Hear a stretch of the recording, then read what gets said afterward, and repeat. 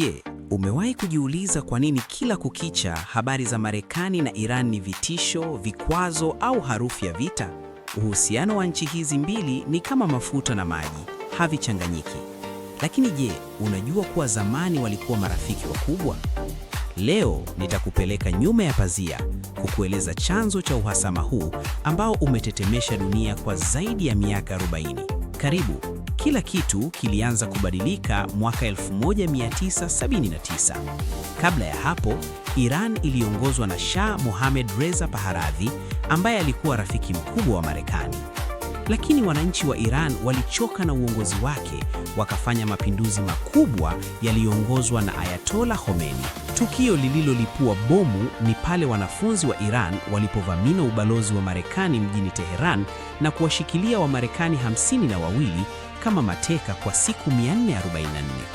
Tangu siku hiyo, urafiki ukafa na uadui ukaanza rasmi. Hoja kubwa inayopigwa kelele leo ni nyuklia. Marekani inaamini kuwa Iran inatengeneza bomu la atomiki ambalo linaweza kuhatarisha usalama wa dunia na washirika wake kama Israel. Iran kwa upande wao wanasema wanatengeneza nishati hiyo kwa ajili ya umeme na matumizi ya hospitali tu.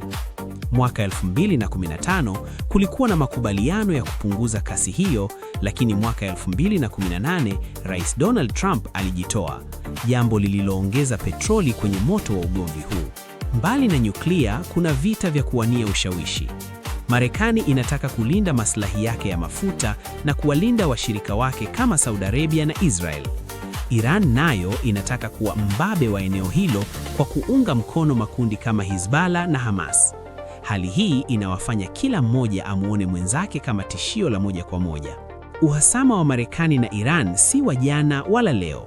Ni mchanganyiko wa historia, dini, siasa na rasilimali.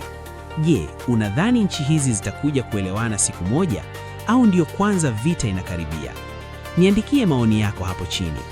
Kama umeipenda video hii, usisahau kubonyeza like, subscribe na gusa kengele ili usipitwe na uchambuzi ujao. Mimi ni The Ghost. Asante kwa kutazama.